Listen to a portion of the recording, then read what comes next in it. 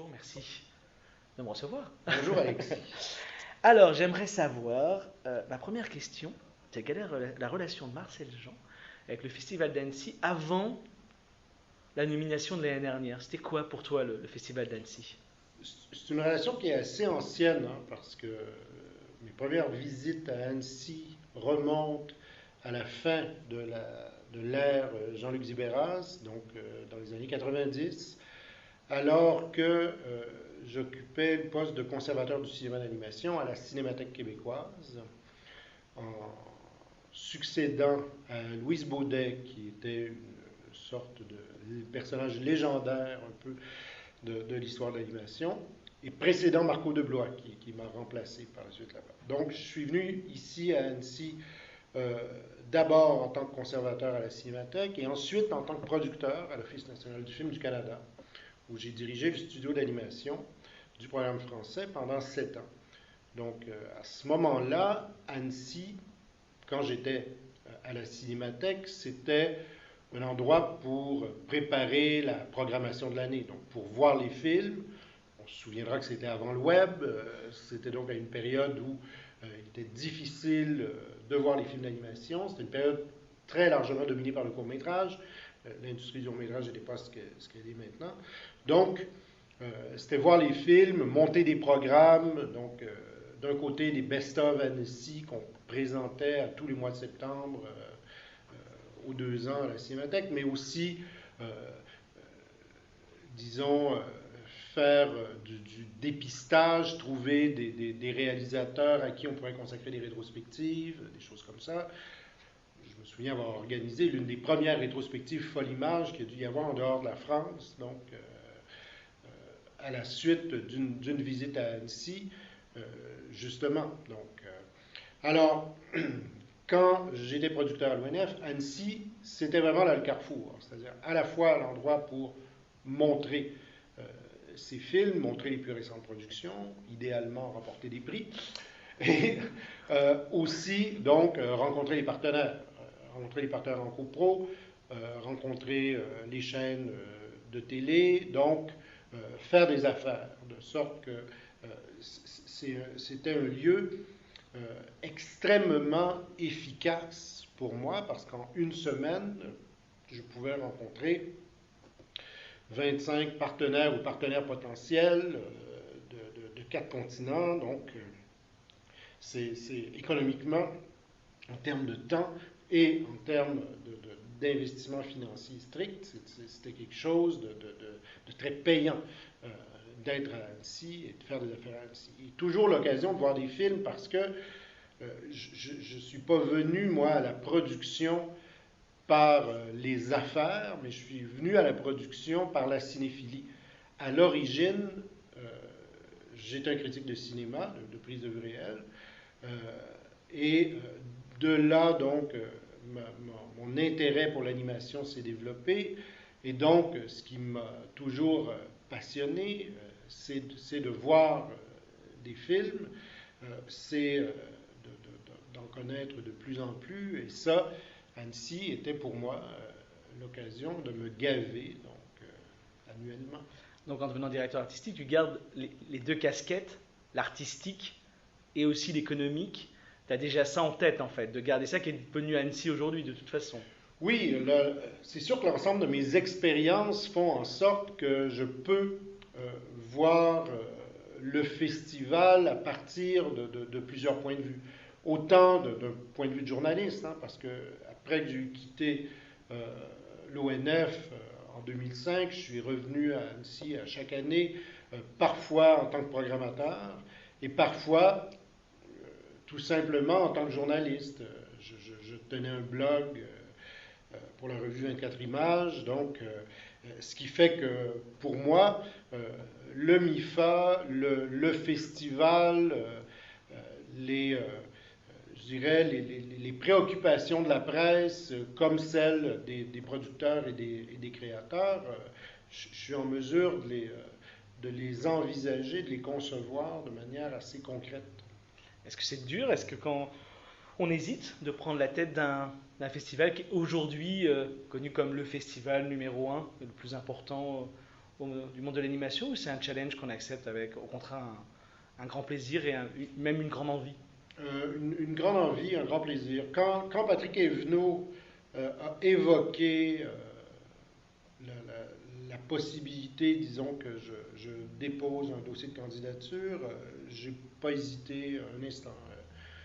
Il a fallu peut-être 10 secondes pour que je lui dise oui, oui, je vais y aller. Bon.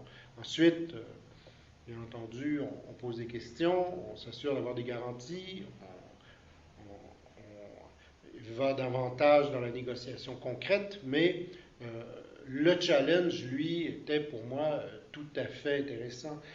Je dis souvent que le Festival Annecy, c'est un merveilleux train électrique pour quelqu'un qui fait de la programmation, dans la mesure où il y a le nombre de salles, il y a tout l'éclairage qu'il y a sur le festival, mais il y a le public aussi, qui est une notion extrêmement importante. Moi, j'ai fait de la programmation comme programmateur invité pour, je ne sais pas, une quinzaine de festivals à travers le monde. Quand tu bosses à un programme et que tu débarques dans un festival et qu'il y a 18 personnes, dont 9 que tu connais, qui sont venus voir le programme, c'est toujours un peu décevant.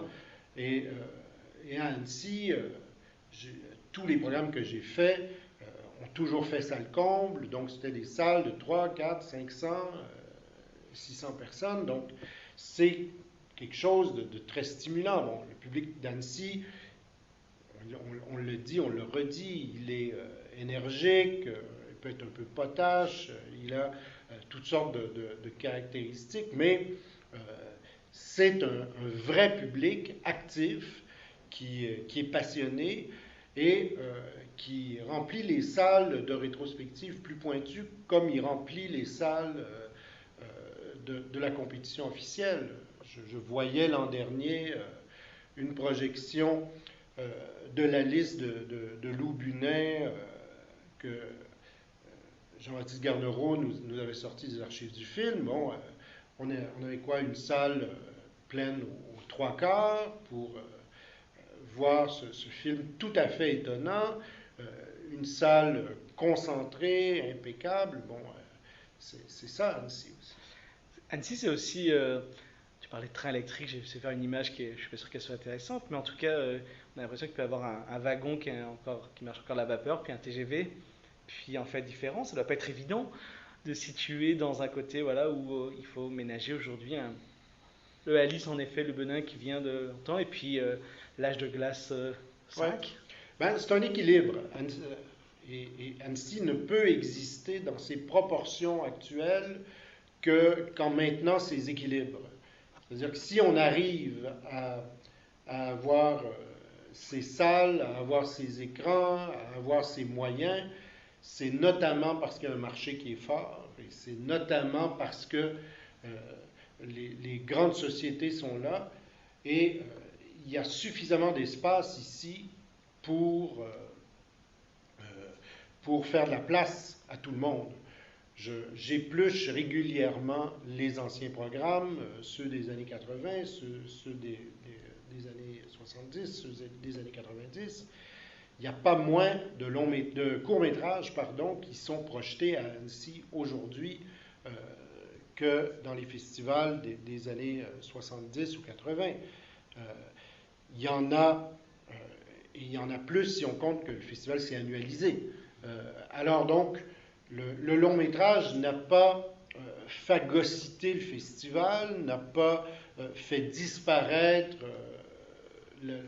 le court métrage qui reste un peu la noblesse de l'animation, je dirais. Hein. Oui, mais ça n'a plus la même place. La séance de 19h ou 21h, qui était par exemple la séance du court métrage, était remplacée. Par exemple, dans le catalogue, oui. On commence par le long métrage et puis par les courts. Il y a... oui, bon, là, on est dans le symbolique davantage que dans les effets réels. C'est-à-dire que non, la séance de 21h n'existe plus comme elle existait avant.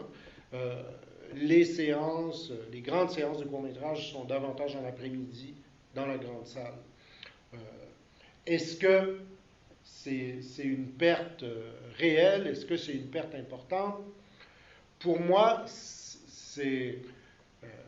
oui, c'est un changement, mais je ne considère pas que mon expérience cinéphilique a été affectée par ça. Euh, Comme vous, Alexis, j'ai remarqué l'année où on a fait passer les longs métrages dans le catalogue devant les cours. Euh, Comme vous, je me suis dit, tiens, ça témoigne d'un changement. Mais ça témoigne d'un changement qui n'est pas, qu'on ne peut circonscrire uniquement dans le festival. Ça témoigne d'un changement qui affecte l'ensemble des activités liées au cinéma d'animation. Quand Adam Benjamin Elliott fait un long métrage, Mary and Max, quand Panique au village devient un long métrage, quand on voit Benjamin Renner qui sort de la poudrière après avoir fait un court-métrage formidable et qui passe aux commandes d'Ernest et Célestine, quand on voit donc Bill Plimpton qui est une quasi-légende du court-métrage d'animation qui a réalisé quelques longs, donc le fait que de plus en plus de cinéastes qui se consacraient au court, donc passent au long. Je vois les amis Gilles Cuvelier et Franck Dion là, qui ont un projet de long. Alors, ça témoigne aussi de cela, c'est-à-dire d'une mutation de la production qui fait en sorte que non seulement le long métrage est l'affaire de grands studios et de la grande industrie, mais que le long métrage devient aussi l'affaire de cinéastes qui utilisent parfois les techniques traditionnelles, parfois non, mais qui évoluent dans un environnement économique qui est assez proche, qui est la continuation, en fait, du long métrage, du court métrage, pardon. Je regarde aujourd'hui, j'étais à Forum Cartoon au début du mois, à Cartoon Movie, pardon, au début du mois, il y avait Nicolas Schmerkin qui était là avec son projet, avec un projet de long, donc autour de minuit qui commence à lorgner vers le long. Je sais que Ron Diens, Sacre Bleu a aussi maintenant projet de long, donc il y a un tas de producteurs. Jean-Pierre Lemoulin en Bretagne, donc il y a un projet avec la Guyonie. Donc on voit un tas de producteurs qui ont animé le paysage du court-métrage au cours des dernières années, qui sont ou veulent être actifs dans le domaine du long-métrage. Je vais donner un dernier exemple, c'est Florence Miaille. Donc, de ce côté-là, moi, je considère qu'on est aussi le reflet d'une évolution qui est liée à une évolution économique, mais qui est liée à une évolution technique. Ce sont les développements technologiques aussi qui permettent d'envisager des longs métrages avec certaines techniques ou avec des moyens beaucoup plus restreints que ce qu'on connaissait par le passé. Alors avant de revenir à ce qu'on peut peut-être attendre dans l'édition de cette année, c'est quand la découverte de l'animation pour Marcel Jean? C'est quoi le premier film, mais pas le premier film qu'on voit quand on est enfant, Disney, c'est quoi le premier où on se dit « Ah, on aime la prise de vue réelle, mais là il y a ce film-là et on se dit « Ok, là il y a un art derrière. » Oui, le déclic, Ouais. vraiment. En fait, je l'ai déjà exprimé ça en avant-propos de mon livre consacré à Pierre Hébert. C'est quand j'ai vu Souvenirs de guerre de Pierre Hébert, et ça remonte à 1982. Donc, je suis à l'époque étudiant à l'université, et j'ai vu déjà avant ça plusieurs films de McLaren, des films de cinéastes classiques de l'ONF, Jacques Drouin, Cohen et tout. Mais je suis, comme cinéphile, plutôt godardien. Je m'apprête à commencer une thèse sur Marguerite Duras. Donc on voit, c'est des choses un peu sérieuses et tout, passionné de Brecht, René et compagnie. Et là, je vois Souvenirs de guerre de Pierre Hébert. Et quand je vois ce film-là, je me dis... dans les jours qui suivent, ah, peut-être que je pourrais écrire sur l'animation. Peut-être que je pourrais creuser davantage l'animation. Donc, c'est un film qui, pour moi, a été marquant. Et grosso modo, à la même époque, c'est Crac de Frédéric Bach que je vois. Et euh, je vais par la suite découvrir Jan Svankmajer. Euh, peu de temps après, donc, les possibilités du dialogue de Svankmajer. Et là, ça devient pour moi très, très sérieux. Et dans les années 80, donc, c'est ça qui va m'amener à creuser davantage. Et là, à travailler d'abord à me faire une culture exhaustive de l'animation canadienne, c'est-à-dire avoir tout ce qui s'est fait de ce côté-là, puis à élargir ensuite progressivement. Il faut dire qu'au Canada, on a été gâté parce que, pour l'anecdote, il y a un ancien distributeur qui est devenu producteur par la suite, qui s'appelle Rod Demers, qui, alors qu'il était jeune, a décidé de faire un grand voyage qui l'a amené à aller voyager en Europe de l'Est à une époque où à peu près personne ne voyageait en Europe de l'Est. Et quand il est débarqué à Prague, il est devenu très copain avec Bretislav Poyar. Et là, on parle des années 50, et Rod Demers est revenu de ce voyage, a créé une compagnie de distribution, une société de distribution qui s'appelait Faroun Film, et il s'est mis à distribuer des courts-métrages d'Europe de l'Est, dont il a abreuvé la télévision publique au Canada, ce qui fait que quand on était tout petit, on a vu tous ces films tchèques, roumains, polonais, hongrois qui étaient destinés aux enfants. Mais ça, on les voit un peu inconsciemment, comme vous avez évoqué tout à l'heure. Hein. Et plus tard, donc, j'ai réalisé la valeur de ce que j'avais vu plus jeune. Et qu'est-ce qui marque quand on se dit je peux enfin écrire sur l'animation? C'est qu'est-ce qu'on a envie de dire au début? C'est la liberté de ton, c'est le côté graphique, c'est sur quoi on a envie de parler? Ouais, dans mon cas, ça a été un peu différent. J'ai commencé par vouloir lire sur l'animation pour constater qu'il n'y avait pas grand-chose à lire. Et que souvent, ce que je lisais, je trouvais ça très, très anecdotique. Donc, ça se limitait à dire j'ai fait 6784 dessins, c'est un travail forcené, et puis des gens qui disaient ce sont des joyaux,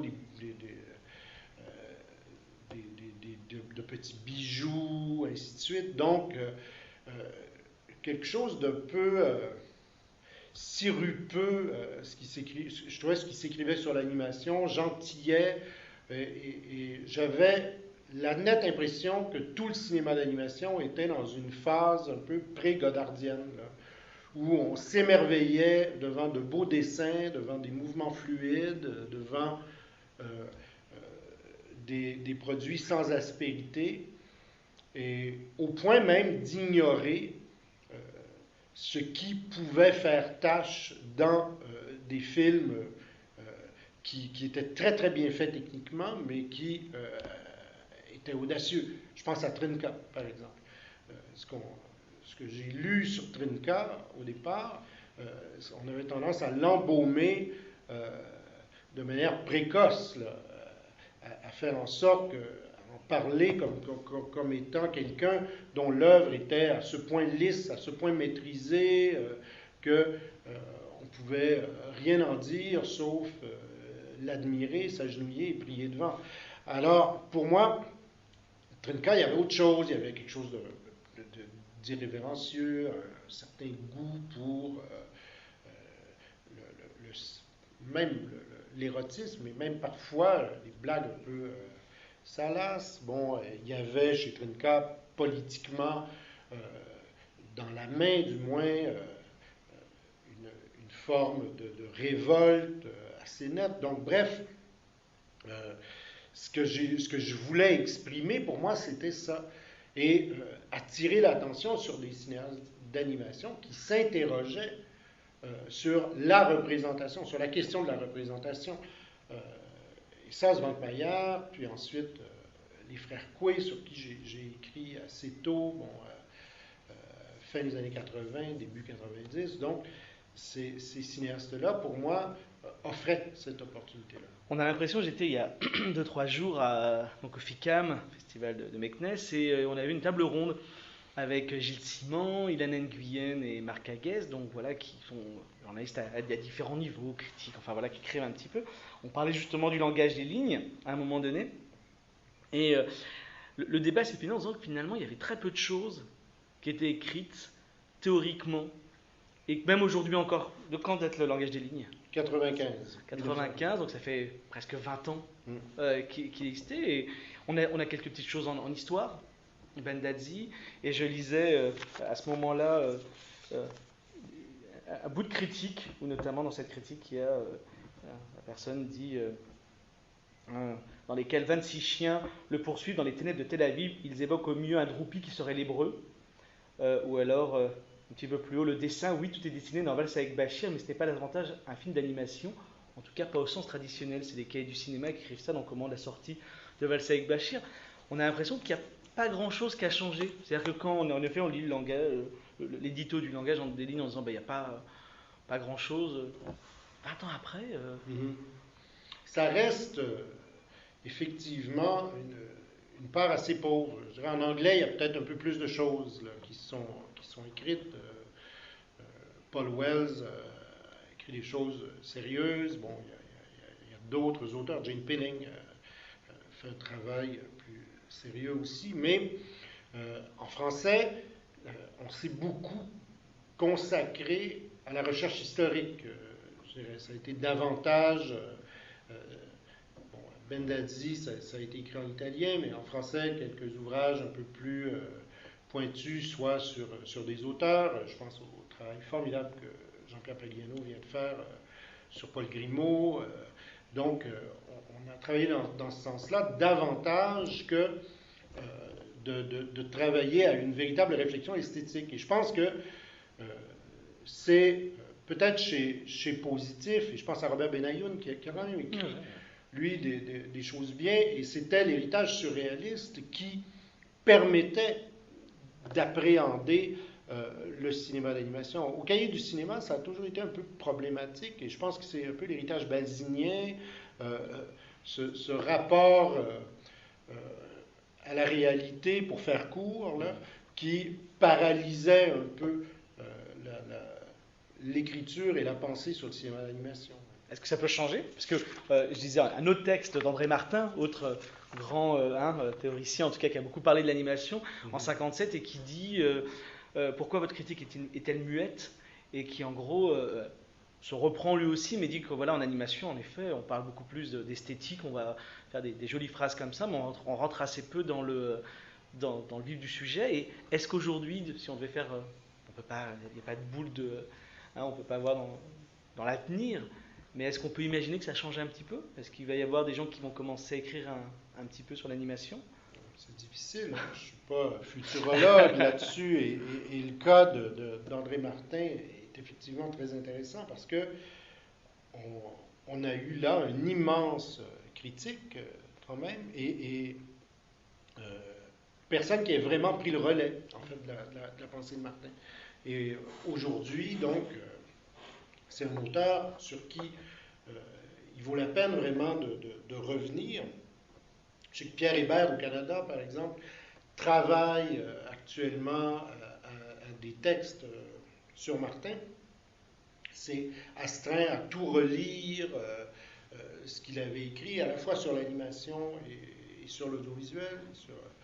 Donc, il y a tout un travail à faire, mais on n'est pas dans cette direction-là en animation. Il y a beaucoup d'écoles d'animation en France, d'excellentes écoles d'animation, mais on encourage, j'ai pas l'impression qu'on encourage tant que ça le développement d'une théorie de l'animation. Il y a de l'activité, des gens qui réfléchissent. Je pense à Pascal Vignet a écrit des textes très bien sur l'animation. Il y a des gens comme vous autour de l'abbaye de Fontevraud, il y a une volonté de réfléchir aussi. Il y a donc des poches, des foyers, mais je dirais les ouvrages théoriques, je ne vois pas comment la situation changerait rapidement. Là. Les aventures éditoriales, disons, ne laissent pas croire que tout à coup, les ouvrages d'animation vont se mettre à sortir en masse. Comment était Marcel Jean enseignant? Il laissait beaucoup d'espace à ses élèves, essayer de leur apporter beaucoup d'histoire de l'animation. Il faut comprendre la circonstance des cours d'histoire et d'esthétique d'animation à l'Université de Montréal. J'ai eu plusieurs étudiants français, donc il y en a qui peuvent en témoigner, mais à l'Université de Montréal, ce sont des cours qui se donnent en amphithéâtre à des classes qui, selon les années, ont oscillé, je dirais, entre 110, 120 étudiants et 200, 210. Donc, ce sont vraiment des présentations dans de grands espaces et donc la communication de un à un n'est pas vraiment possible. Là. Donc, laisser de la place à des étudiants dans ces contextes-là, c'est pas très favorable. Alors, on se retrouvait très souvent face à des présentations. À partir du moment où ce livre, Le langage des lignes, a été écrit, je demandais aux étudiants de le lire, ce qui m'évitait de repasser sur les notions de mouvement ou de corporéité et tout. Et là, de pouvoir creuser davantage. Donc, c'était fait sous forme de conférences avec projection d'extraits à la clé. Finalement, c'est beaucoup comme ça, donc les cours se sont construits historiquement. Alors, si je devais commencer, pour faire un lien, je ne vais pas lire tout, mais dans l'édito, dans l'avant-propos du langage des lignes, j'ai pris plaisir à travailler ces ouvrages, mais ils m'ont donné envie de m'atteler à un projet d'écriture plus personnel. Ils m'ont donné le goût d'explorer un autre genre, le goût de parler du cinéma autrement. C'est ainsi qu'est née cette idée de consacrer ce livre, un livre au cinéma d'animation. Puis un peu plus tard, il y a vraiment ce livre, je l'ai d'abord écrit parce que j'avais envie de le lire, parce que j'avais envie qu'on parle autrement de ce qui fait le cinéma d'animation. Ce livre, je l'ai cherché un peu partout avant de me résoudre à l'écrire. Est-ce qu'on peut imaginer que le Festival d'Annecy, Marcel Jean, va le faire de la même manière qu'il a écrit ce livre? C'est pour faire un festival qu'on n'a pas vu et qu'on n'a pas encore vu? C'est sans doute une ambition. Est-ce que j'aurai les moyens de mes ambitions? C'est-à-dire, et là, en disant cela, je n'interpelle pas que le contexte, c'est-à-dire pas qu'Annecy et l'organisation du festival en tant que tel, mais moi-même, est-ce que je serai à la hauteur de mes ambitions? Ça reste à voir. Mais oui, j'aimerais faire du festival d'Annecy un festival du 21e siècle. Donc, un festival qui prenne en compte un paquet de changements. D'une part, la notion de virtualité, le fait qu'il est possible maintenant pour un événement comme Annecy d'exister à Annecy, mais d'exister aussi pour ceux qui ne peuvent y être. Et ça fait très certainement partie de mes ambitions. Mais ce n'est pas en 8 mois de travail qu'on arrive à construire quelque chose comme ça. Donc ça, c'est un projet à plus long terme. Mais moi, l'idée d'un festival d'Annecy en ligne, l'idée d'une expérience Annecy qui puisse se vivre pendant une semaine à partir de Los Angeles ou à partir de Cape Town ou à partir de Tokyo, je l'imagine assez bien et ça me plairait bien. Donc qu'on puisse, par exemple, rêvons, imaginer qu'on s'accrédite pour 30 € et que le fait d'être accrédité pour 30 € nous ouvre un monde virtuel dans lequel on peut évoluer pendant une semaine, rencontrer des gens, voir des films, assister à des débats, des discussions, des rencontres, bref, virtualiser le festival. Donc, non pas prendre l'expérience locale et dire vous allez la vivre sur le web, donc plus besoin de venir, mais offrir une toute autre expérience qui vous permettent de vous dire, cette année, je ne peux pas y être pour telle raison, mais l'an prochain, je vais tout faire pour y être parce que quand même, il se passe des choses là-bas. C'est souvent ce que j'ai regretté dans les festivals. Justement, c'est intéressant, je rebondis là-dessus, puisque j'ai toujours trouvé qu'il y avait des choses passionnantes qui se passaient, qui étaient rarement enregistrées, rarement mises sur le web. Enfin voilà, alors qu'aujourd'hui, on a cette capacité justement d'avoir ça. Est-ce que ça, c'est quelque chose, au moins Ça, déjà, avant de passer à la oui, virtualité complète? c'est quelque chose pour moi qui est important, qui est crucial. Il faut se donner les moyens de le faire. Ça demande des moyens. Cette année, à Annecy, on fait face à une situation qui est particulière, puisque c'est une édition, appelons-la, hors les murs, puisqu'on n'a pas mon lieu, donc on a dû développer nos espaces et tout, ce qui nous a fait dépenser beaucoup d'argent, mais beaucoup d'énergie, de temps, de temps de conceptualisation, donc, qui a été passé là-dessus. Une fois donc l'édition 2013 tenue, on sera en mesure là je dirais de mieux répartir notre énergie pour mettre de l'avant divers projets. Mais effectivement, je pense qu'il faut saisir ce qui se passe dans le festival, ou une bonne partie de ce qui se passe dans le festival, et le transmettre. Je signale d'ailleurs que les petits déjeuners du cours ou les midis du long l'an dernier ont été enregistrés et ont été mis sur la chaîne YouTube du festival. Donc, il est possible de s'y référer. Ce ne sont... Je n'avais pas vu que les midis du cours. Je pensais que les petits déjeuners Oui, étaient en ligne, mais je n'avais pas vu que les midis. oui, les midis du long. Du long, pardon, Oui, ouais. les midis C'était du long le sont D'accord, aussi. ok. Ouais. Alors donc, ça, c'est déjà un premier pas important. Deuxième chose, c'est qu'un festival ne peut plus aujourd'hui se contenter de projeter des films en se disant, voilà, les gens vont venir pour voir des films. Les films, on peut en voir partout. Les films, il y en a partout. Premièrement, les festivals, il y en a partout. Les festivals d'animation, il y en a. On ne peut même pas les compter à travers le monde. C'est des centaines. Alors, les films, on les a vus ailleurs. Parfois, ils sont sur le web. Parfois, ils sont plus sur le web, mais ils y ont été pendant une période donnée. Donc, bref, on fait face à toutes ces réalités-là. Alors, qu'est-ce qui fait que c'est intéressant de voir des films dans un festival? Premièrement, de les voir programmés, c'est-à-dire dans un ordre, dans un contexte, dans une organisation qui donne un sens supplémentaire au film ou qui révèle autre chose. Deuxièmement, de les accompagner. Accompagner de rencontres avec les créateurs, accompagner de gens qui réfléchissent et qui sont en mesure donc de débattre des œuvres ou des évolutions que les œuvres impliquent.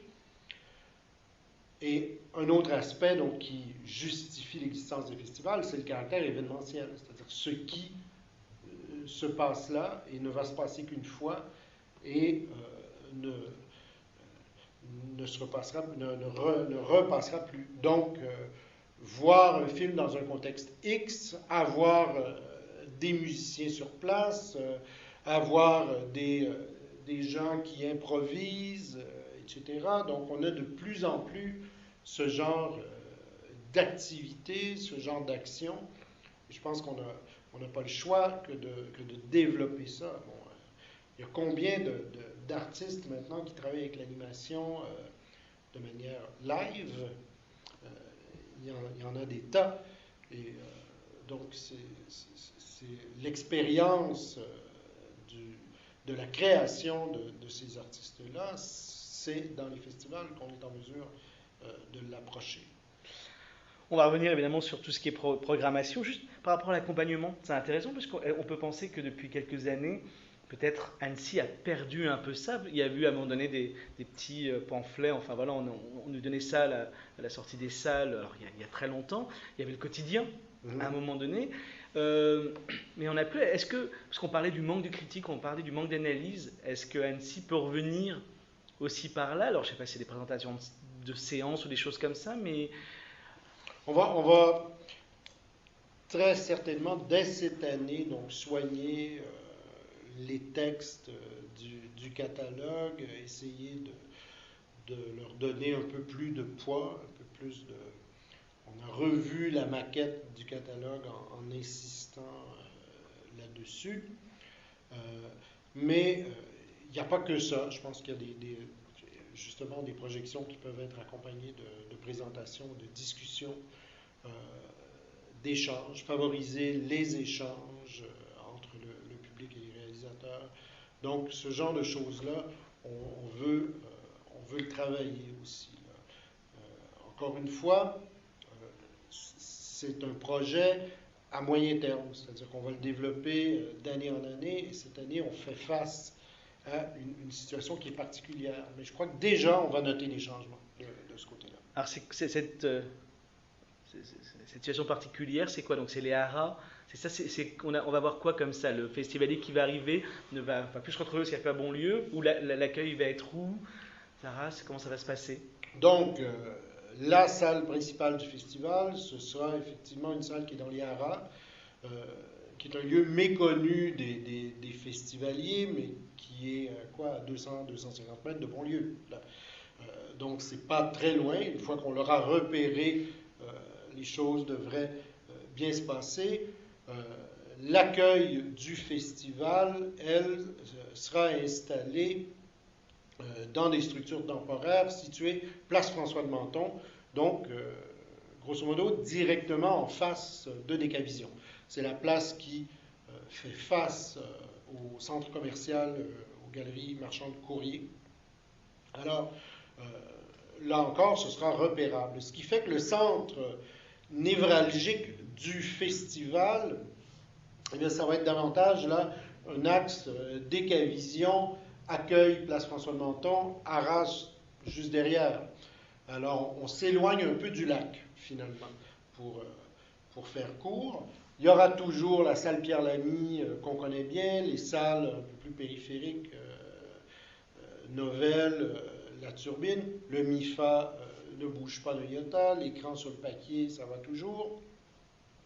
Projection dans la cour du château, petite exposition cette année au château, donc consacrée à des maîtres polonais, donc Kuchia et Borowczyk, donc dans la foulée de l'année polonaise puisque c'est la Pologne qui est le pays à l'honneur.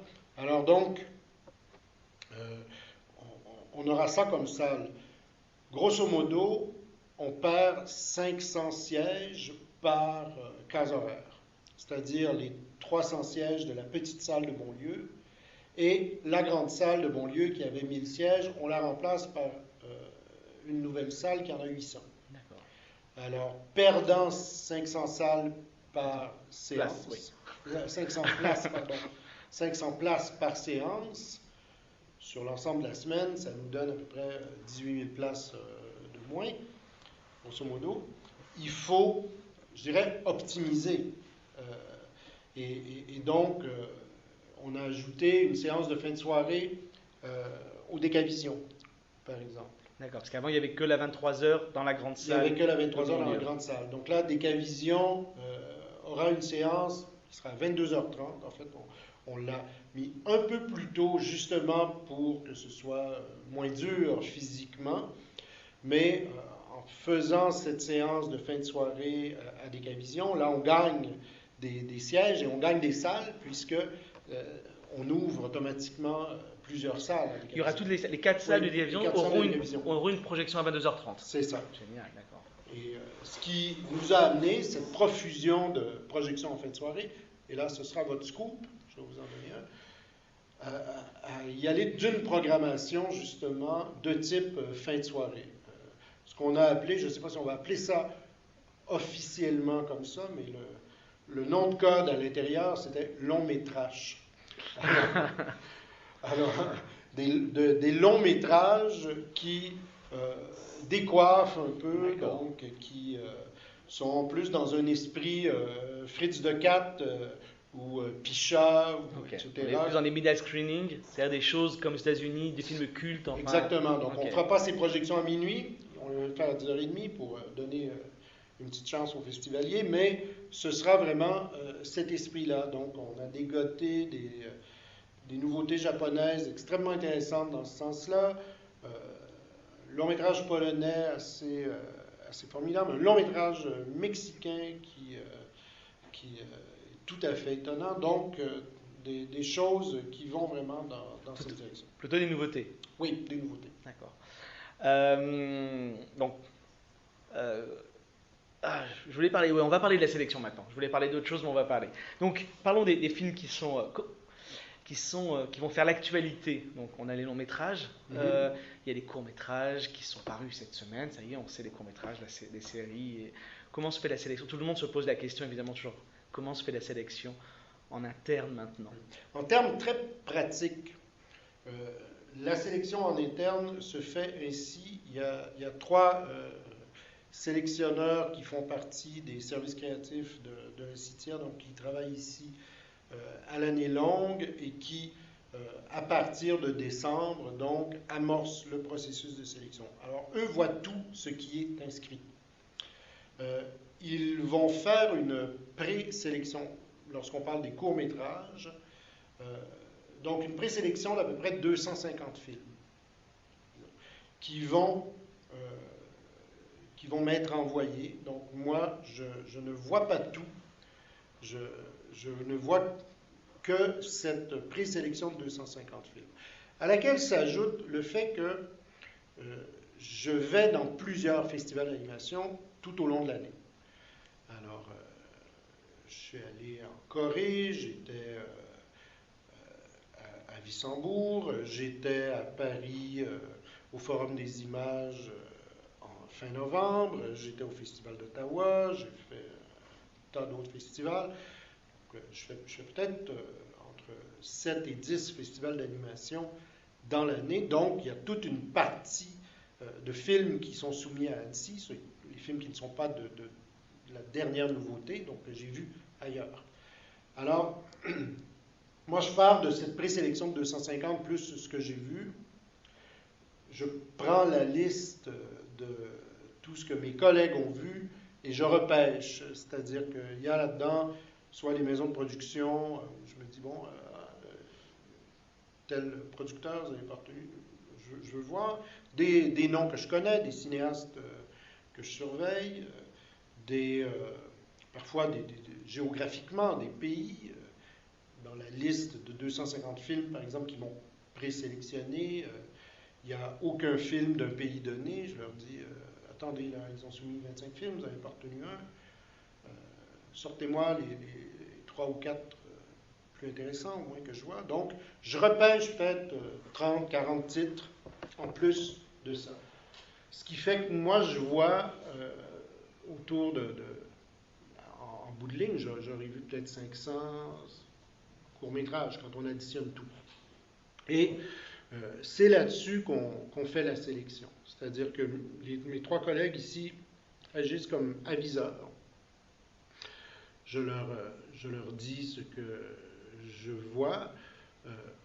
Je leur demande s'il y a des choses, selon eux, que j'ai omis de prendre, qui sont importantes.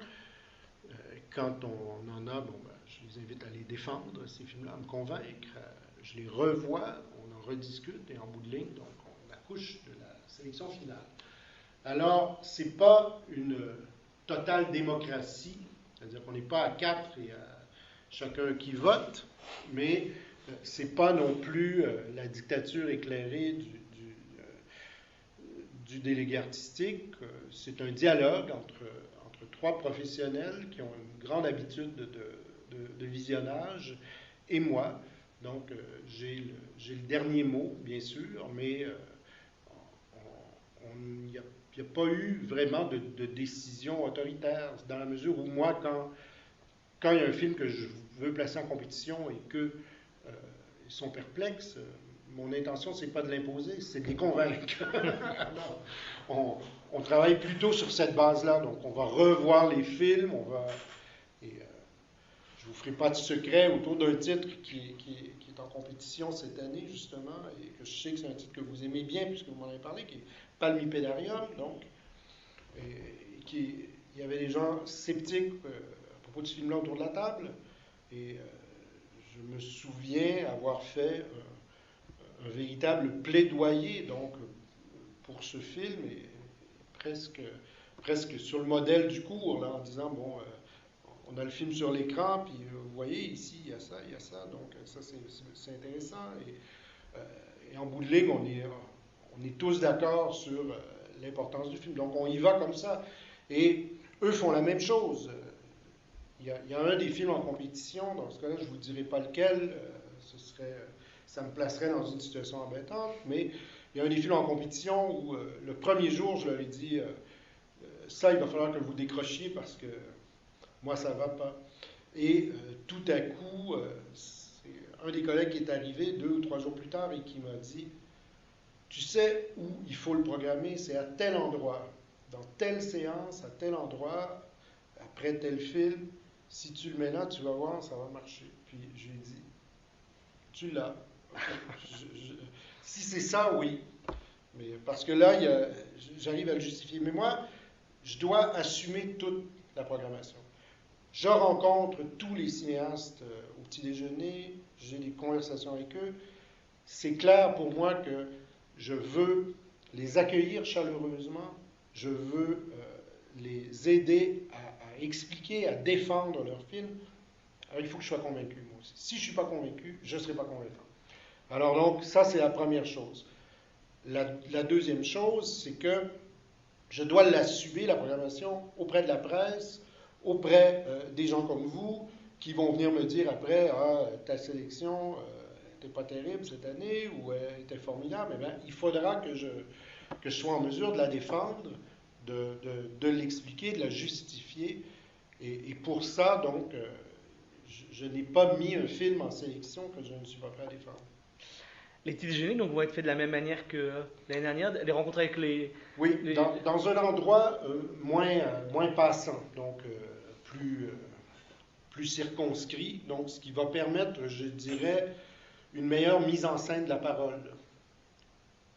Mais oui, ce seront des échanges, bon, comme l'an dernier.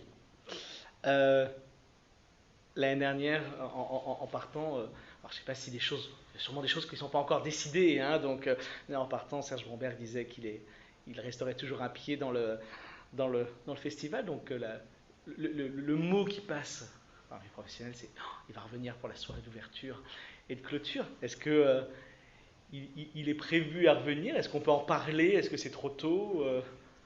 Il est un peu tôt pour ça, mais oui, on discute avec Serge actuellement du rôle qu'il pourrait tenir. Serge est un excellent animateur et quelqu'un, je pense, qui a pris plaisir au cours de toutes ces années à animer les soirées de clôture en particulier. J'ai souvenir des soirées de clôture d'Annecy avant Serge. Bon, c'était pas toujours joyeux.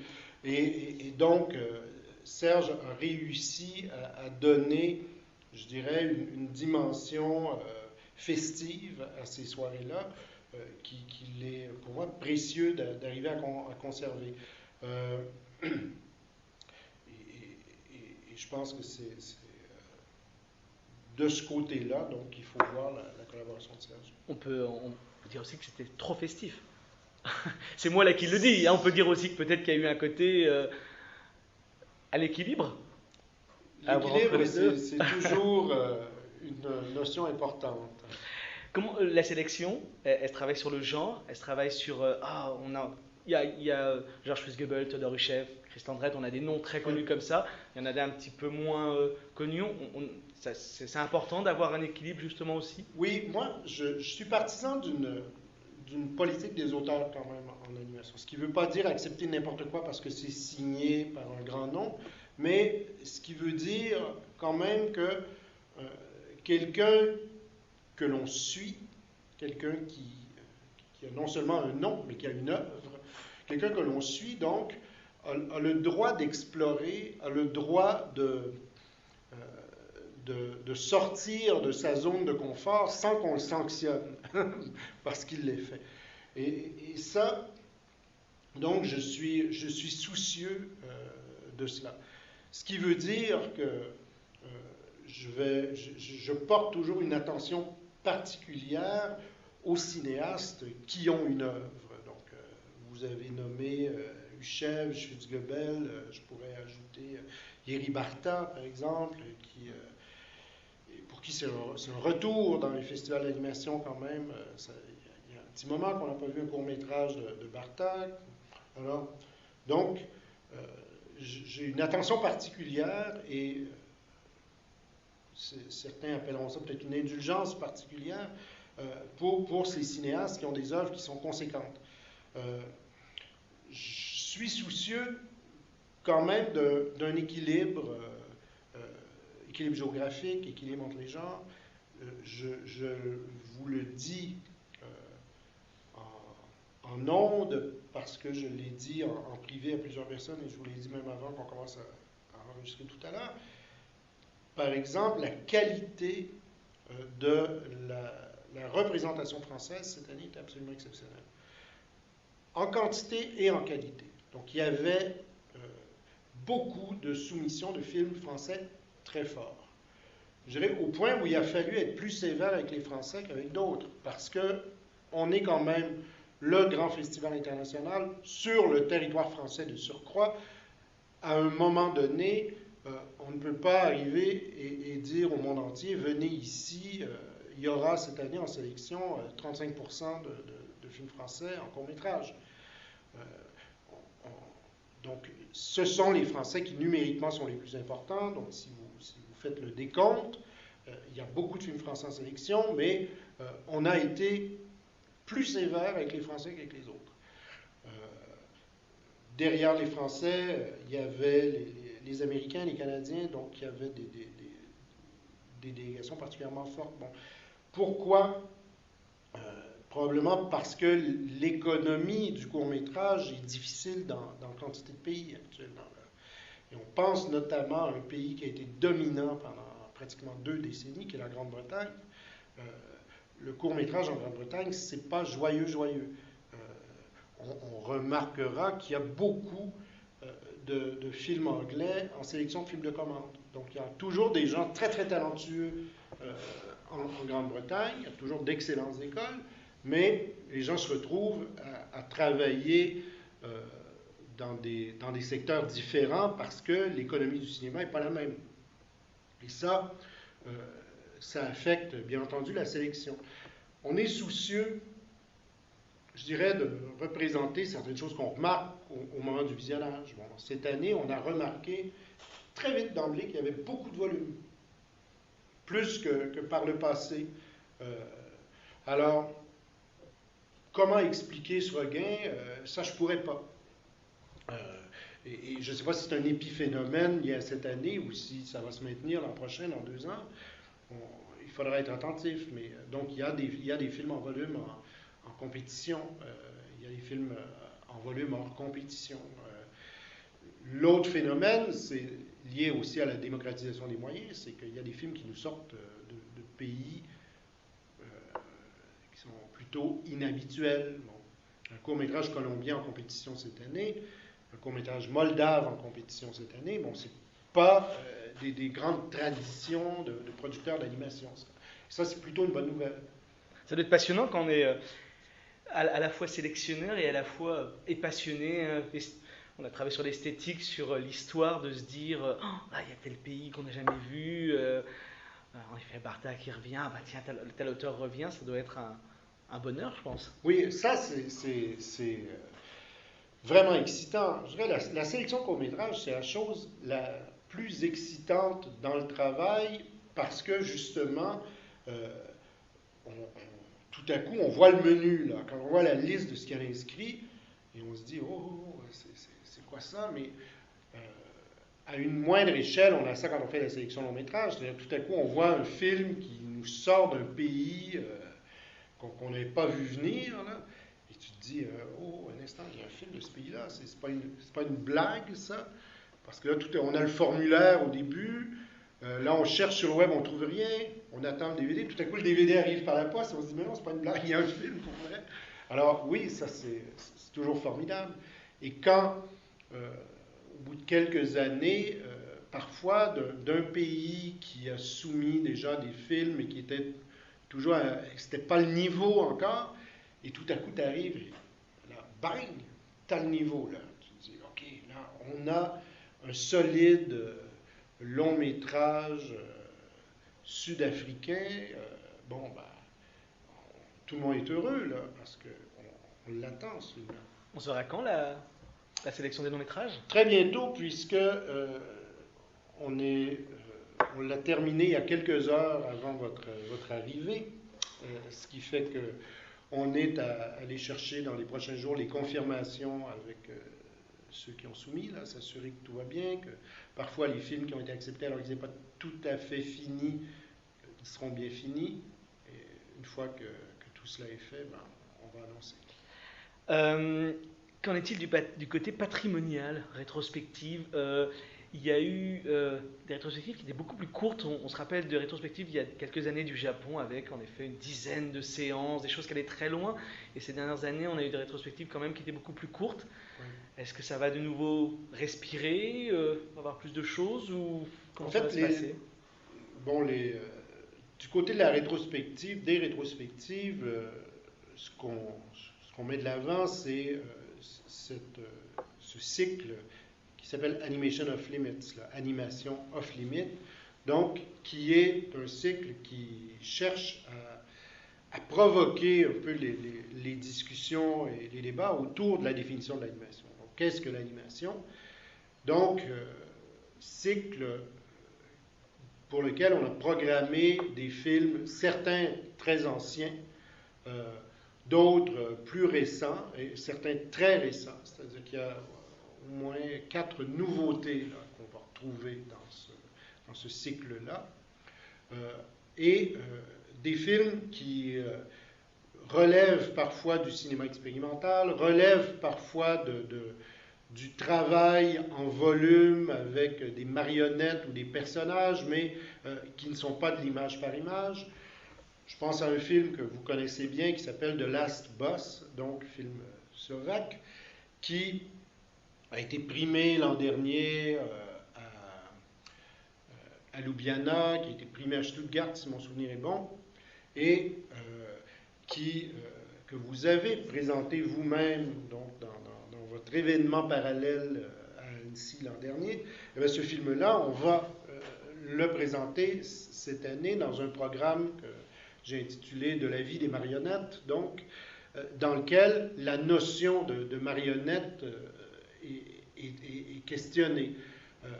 Je pense, par exemple, à certains films de Johan Nyholm, Johannes Nyholm, ce Suédois, qui a fait un film désopilant qui avait été présenté à la quinzaine des réalisateurs à Cannes il y a 2-3 ans, qui s'appelle Las Palmas. C'est pas de l'animation, c'est quoi? C'est un bébé et des marionnettes à fil, en fait, mais qui sont conçus, qui évoluent dans des maquettes, qui évoluent dans des décors, qui évoluent dans un univers qui est celui du film de poupée, là, qui est vraiment... et Johannes Nyholm a réalisé déjà The Tale of Little Puppet Boy, qui avait été en compétition à Annecy, qui est un vrai film d'animation en volume, image par image et tout. Alors donc, on a quelqu'un qui est clairement un animateur, qui a une pensée d'animateur, mais qui réalise des films qui ne sont pas de la prise de vue image par image, en utilisant des outils et des moyens qui, eux, relèvent de l'animation. Et Chris Lavis et Maciek Zerbowski, qui ont réalisé Madame Toutli-Poutli, un film qui avait fait date à l'époque, travaillent dans cette perspective-là depuis quelques années déjà. Ils ont réalisé Higglety Pigglety Pop il y a quelques années. Ils ont un nouveau film là qui s'appelle Cauchemar, et qui sont des films réalisés tout à fait dans cet esprit. Donc, j'ai souvent tendance à dire que si Fellini réalisait encore des films aujourd'hui, s'il était encore vivant et réalisait des films, il ferait de l'animation. Il y aurait forcément des bouts en animation. Forcément, oui. Je pense que Fellini, c'est quelqu'un qui, dans l'esprit, est pas si loin d'un Terry Gilliam ou d'un Tim Burton ou de ces espèces de magiciens de l'image-là. Donc c'est-à-dire qu'aujourd'hui, Annecy s'ouvre à finalement ce qui est le grand changement en animation, le grand mouvement qui se passe dans le monde de l'animation et de la prise de vue réelle et d'un cinéma qui rejoint beaucoup plus les deux? Je pense qu'il faut, parce que sinon on est condamné à l'asphyxie, dans la mesure où l'animation, dans une définition très stricte là, de la technique, va aller en se raréfiant, alors que l'animation, dans toute l'acception du terme, si on ouvre vraiment, ça se déploie, je dirais, dans le territoire cinématographique presque comme un virus. Là. Il y en a partout.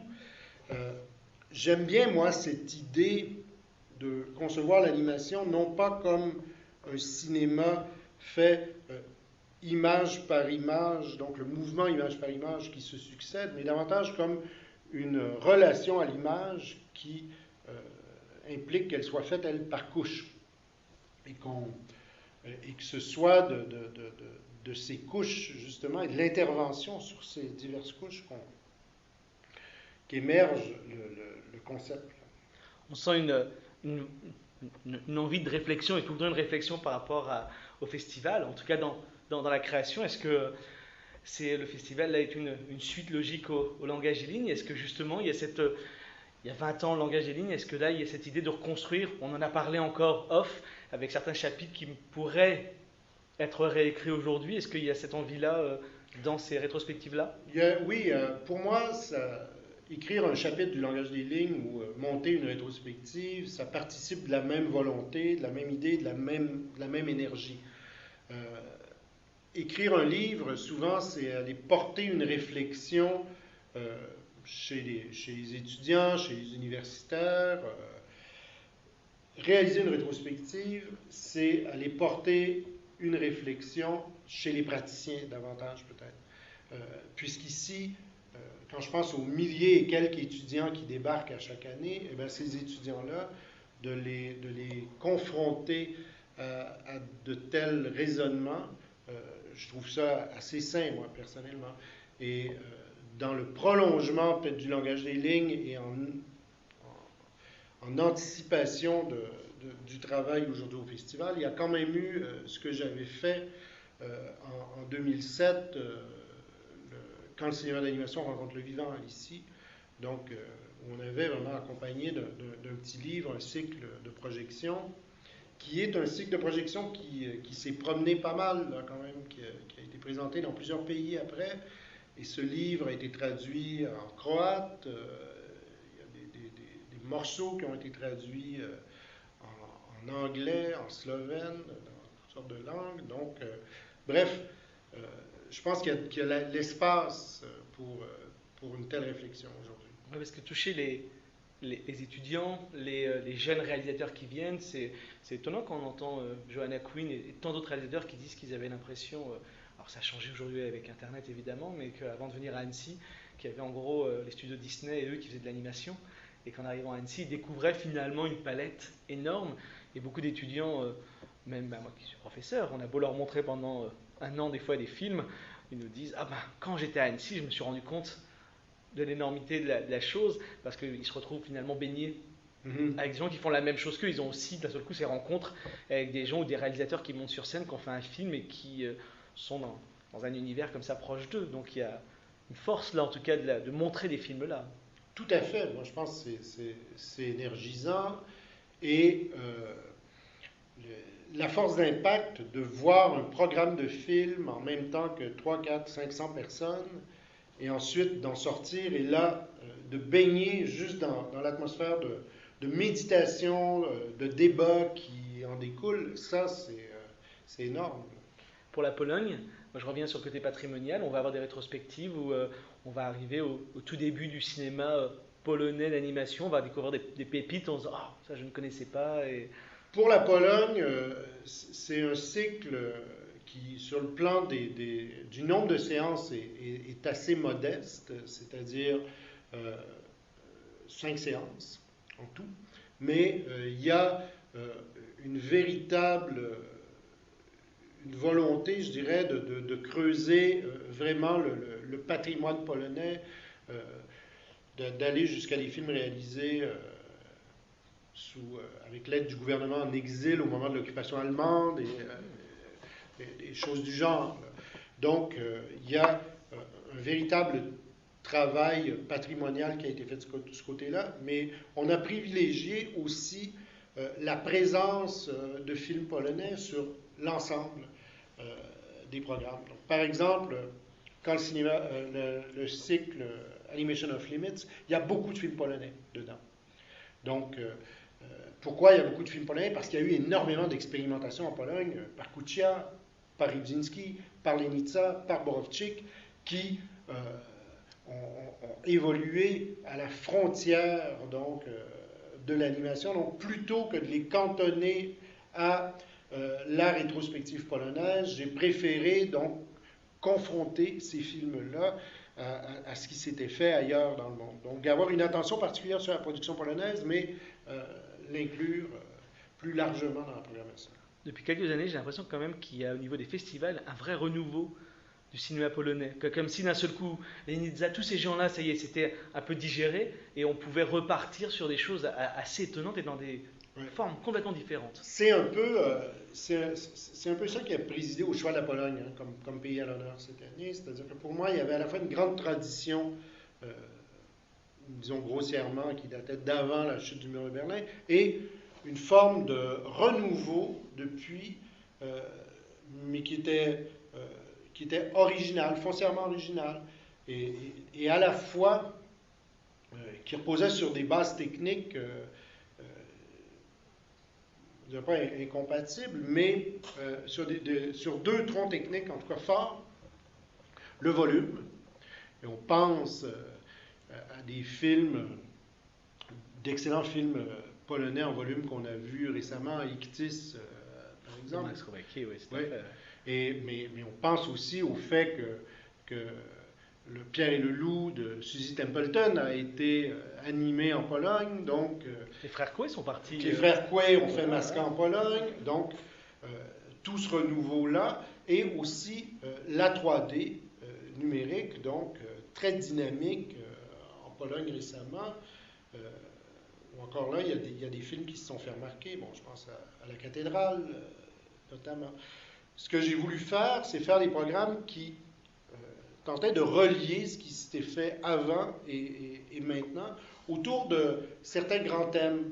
Donc, par exemple, la présence du grotesque, qui m'apparaît quelque chose d'assez fort dans le cinéma polonais, dans le cinéma de prise de vue réelle polonais aussi. Skolimowski, Polanski, le grotesque est une dimension très importante, et aussi le mysticisme, qui est une autre dimension polonaise.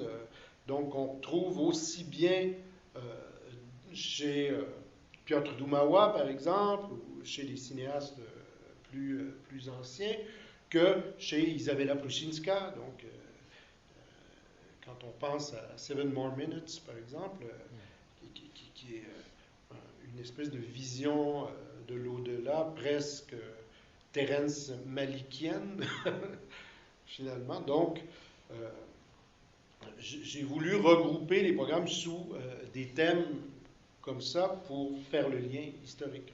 On en parlait en off. Le Festival d'Annecy est bloqué à inviter un pays tous les ans et inviter où est-ce qu'on peut avoir, je ne sais pas moi, une rétrospective. Karel Zeman, je ne sais pas, c'est le premier nom qui me venait d'un réalisateur comme ça ou de. Oui, bloqué à inviter un pays, non, moi je dirais pas ça comme ça. C'est-à-dire que j'ai établi assez nettement quand quand j'ai eu la mission de la direction artistique, que pour moi, il fallait arriver à dégager la programmation des obligations récurrentes trop contraignantes, justement pour permettre un peu d'excès, un peu de folie. Si on décidait d'y aller d'un très grand cycle consacré soit à un aspect esthétique en particulier ou soit à un pays en particulier, donc moi je n'aurais pas d'objection à balayer le reste, là.